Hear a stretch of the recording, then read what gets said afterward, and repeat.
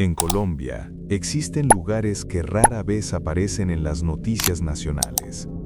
Lugares donde la vida transcurre en silencio, hasta que una tragedia rompe ese silencio para siempre. Hoy vamos a hablar de uno de esos lugares. Un lugar que en diciembre de 2025 se convirtió en el espejo más cruel de lo que sucede cuando la ley del hombre civilizado se extingue y en su lugar florece la sed primitiva de la venganza. Ese lugar se llama Mingueo, un corregimiento ubicado en el departamento de La Guajira, al norte del país. Un territorio pequeño, atravesado por carreteras que conectan la costa con la Sierra Nevada, rodeado de zonas rurales extensas donde la presencia del Estado no siempre es constante. Allí, la autoridad existe en el papel, pero en la práctica suele ser frágil. En Mingueo, como en muchos otros lugares similares, la ley llega tarde, y cuando llega tarde, alguien más decide ocupar su lugar. En ese contexto, vivía Chelsea Michelle Navarro Ojeda. Tenía apenas 3 años. A esa edad, la vida debería ser sinónimo de juego, curiosidad e inocencia, no de miedo. Chelsea era una niña común, de esas que juegan cerca de casa, protegidas por la rutina de un pueblo pequeño. Hasta que un día, simplemente, desapareció. La desaparición de una niña en un lugar como Mingueo no pasa desapercibida. La noticia se esparció rápido. Familiares comenzaron a buscarla desesperadamente. Vecinos se sumaron. Personas que apenas la conocían dejaron lo que estaban haciendo para ayudar. Las horas avanzaban lentamente, cargadas de angustia y de una esperanza frágil. Esa esperanza de que todo fuera un error, un descuido, un susto momentáneo. Pero esa esperanza se rompió. Chelsea fue encontrada sin vida. Su cuerpo estaba dentro de un saco, abandonado a pocos metros de su propia vivienda. La escena fue devastadora. No hubo tiempo para procesar el dolor. No hubo espacio para el duelo. La noticia cayó como un golpe seco sobre la comunidad y desató una reacción inmediata. El dolor se transformó en rabia. La rabia colectiva es peligrosa. No analiza, no espera, no distingue entre sospecha y verdad. Necesita respuestas inmediatas, incluso cuando esas respuestas no existen. Según versiones recogidas por medios de comunicación y testimonios de habitantes del sector, la comunidad comenzó a señalar a un adolescente que se encontraba en el entorno. Su nombre era Gabriel. Es fundamental decirlo con claridad, incluso si incomoda.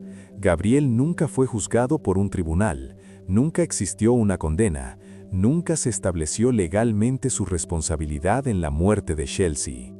Pero en ese momento, la diferencia entre sospecha y culpabilidad dejó de importar. Para muchos, el simple señalamiento fue suficiente. Gabriel fue retenido por la multitud, golpeado, rodeado por gritos, insultos y acusaciones. La escena fue caótica, desordenada, cargada de emociones fuera de control. Testigos afirmaron que en medio de la agresión, el joven intentó hablar, intentó explicar algo. Según esas versiones, Gabriel dijo una frase que quedó flotando entre el ruido y la furia. «Yo no fui, fue un amigo». Esa frase, en un proceso legal, habría sido clave. Habría abierto una nueva línea de investigación. Habría permitido buscar a otra persona, contrastar pruebas, reconstruir hechos. Pero en ese momento no había proceso, no había jueces, no había garantías. Solo había una multitud convencida de que la justicia debía hacerse ahí mismo. La policía intentó intervenir, de acuerdo con reportes oficiales. Sin embargo, la situación se salió de control. La cantidad de personas reunidas, la tensión acumulada, hicieron imposible una actuación efectiva. Y entonces ocurrió lo irreversible. Gabriel fue sacado del lugar. Lo subieron en una moto y se lo llevaron en dirección a la Sierra Nevada. Desde ese instante, el Estado perdió algo fundamental. Perdió al adolescente que podía ser interrogado. Perdió la posibilidad de esclarecer los hechos por la vía legal. Gabriel era sospechoso, sí, pero también era un posible testigo clave. Su traslado marcó el inicio de una segunda tragedia. Horas después, el país despertó con imágenes que estremecieron incluso a quienes están acostumbrados a la violencia. Gabriel fue... Su cuerpo presentaba signos de tortura. Hola. No fue, Hola. no fue mi compañero. ¿Quién fue? Nosotros allá, Voy por la otra oreja. no, por favor, no. No, por favor. Dame, puta. Ya va, yo voy a decir la verdad, yo voy a decir la Y su cabeza fue exhibida públicamente, colgada de un árbol. Un mensaje que, según fotografías difundidas, advertía que en ese territorio, así se pagaba. Ese momento marcó una diferencia fundamental. Para analistas de seguridad y defensores de derechos humanos, lo ocurrido ya no podía describirse simplemente como un linchamiento espontáneo. Había elementos que indicaban algo más: traslado organizado, control del territorio, exhibición pública, mensaje simbólico. Según denuncias públicas y reportes periodísticos, la ejecución de Gabriel habría sido ordenada por estructuras armadas ilegales con presencia en la región, presuntamente vinculadas a las autodefensas conquistadores de la sierra. En ese contexto, comenzó a circular el nombre de un hombre conocido con el alias de El Bendito Menor, señalado en versiones mediáticas como posible cabecilla regional. No como una verdad judicial, sino como una acusación pública basada en testimonios y denuncias. Incluso circularon capturas de publicaciones en redes sociales atribuidas a cuentas cercanas a estas estructuras, donde la muerte de Gabriel era presentada como un acto de orden, no justicia, orden impuesto por el miedo, una demostración de poder dirigida tanto a la comunidad como al Estado. La ejecución de Gabriel no esclareció la muerte de Chelsea, no aportó verdad, no trajo paz, solo consolidó el control de quienes operan en las sombras. Con su muerte, la investigación quedó gravemente afectada. Nunca hubo interrogatorio formal, nunca se contrastó su versión, nunca se supo si decía la verdad o si mentía. La Fiscalía abrió investigaciones, se anunciaron operativos, se hicieron pronunciamientos oficiales, pero el daño ya estaba hecho. La pregunta central quedó suspendida en el aire, sin respuesta definitiva. ¿Quién mató realmente a Chelsea Michelle Navarro Ojeda? Hoy hay dos muertos, una niña inocente que no tuvo oportunidad de vivir y un adolescente que murió sin juicio. La violencia no resolvió nada, no trajo justicia, no cerró heridas, solo dejó miedo y dejó algo aún más peligroso: la normalización de que la justicia puede ser reemplazada por la fuerza. El caso de Mingueo no es solo una tragedia local, es un reflejo de lo que ocurre cuando el abandono estatal, el dolor colectivo y el poder criminal se cruzan.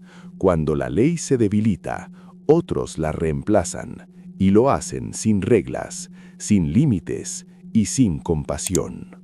Chelsea sigue sin justicia. Gabriel murió sin un proceso legal, y Mingueo quedó marcado como el escenario de una doble tragedia. Una historia donde la verdad quedó enterrada entre el miedo y la sangre. Para más INRI en este caso, una joven que conoció al supuesto victimario publicó lo siguiente en Facebook. Hoy todavía siento un nudo en el pecho. Lo que pasó con la niña de Mingueo me dejó helada, como si el mundo hubiera dado un giro brusco y me hubiera lanzado contra una verdad que no quería ver. Entre esos sentimientos fue reconocer su rostro. Yo conocí al supuesto victimario. Lo vi tantas veces pasar por mi calle, por el lugar donde juegan los niños de la cuadra, donde juega mi hijo de 9 años. Al principio era solo un muchacho más, con la mirada perdida, con la ropa sucia, con un cansancio antiguo pegado al cuerpo. Dormía en las calles, comía cuando podía, y llevaba en los ojos un dolor que me tocó una fibra profunda.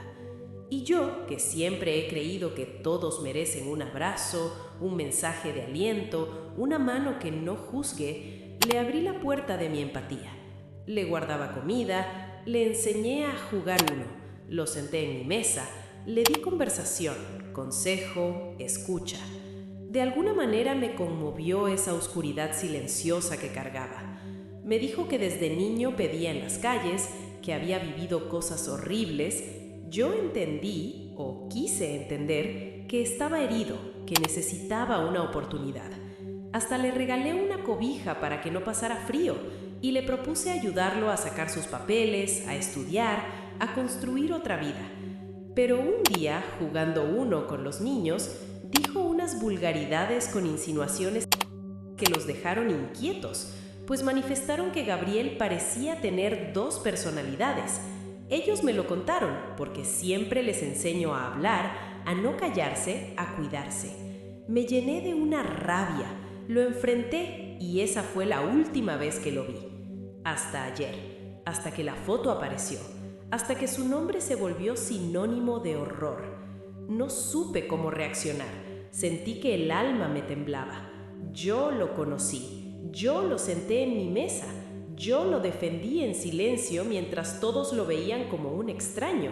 Y sin saberlo, sin imaginarlo, sin poder concebirlo, puse en riesgo a mi hijo, puse en riesgo a los niños del barrio. Y esa culpa, aunque no me pertenezca del todo, pesa. Porque uno confía, porque uno quiere creer, porque uno piensa que la bondad puede rescatar hasta el más roto. Pero la vida te enseña de golpe que hay heridas que no se curan, que hay almas que ya eligieron el lado oscuro, que hay personas que caminan entre nosotros como si fueran humanas, pero llevan la mirada de un depredador escondida detrás de la tristeza. Y hoy lo digo con la sinceridad que nace del miedo y del cansancio. A veces, ser bueno es peligroso, porque los lobos ya no aúllan desde lejos. Ahora se sientan contigo, comen en tu mesa, piden ayuda con voz quebrada, te miran como quien necesita un hogar, pero por dentro son otra cosa, un lobo vestido de oveja, una víbora escondida entre flores, un veneno servido en un vaso de agua limpia, una sombra que se disfraza de luz. Solo Dios sabrá qué hará con Gabriel, si pagará aquí o allá, si tuvo otras víctimas, si ya había elegido la maldad mucho antes de que yo lo conociera. Nunca lo sabré, pero hoy aprendí algo que rompe, que cansa, que amarga. No siempre es bueno ser bueno, porque en un mundo donde los monstruos se esconden entre las personas heridas, la bondad sin límites se convierte en una puerta abierta al peligro. Y esa puerta hoy la cierro. Por mí, por mi hijo, por los niños de mi calle, porque la vida me lo gritó de la manera más cruda. La empatía también tiene fronteras y cruzarlas puede costar demasiado. Historias como esta no buscan entretener, buscan ser recordadas, porque cuando el silencio cubre estos hechos, el miedo gana terreno y la verdad se desvanece. Mingueo no es solo un lugar en el mapa, es una advertencia de lo que ocurre cuando la justicia se apaga y otros deciden imponer su propia forma de control. Gracias por acompañarnos hasta el final. Si este relato te dejó pensando, es porque cumplió su propósito.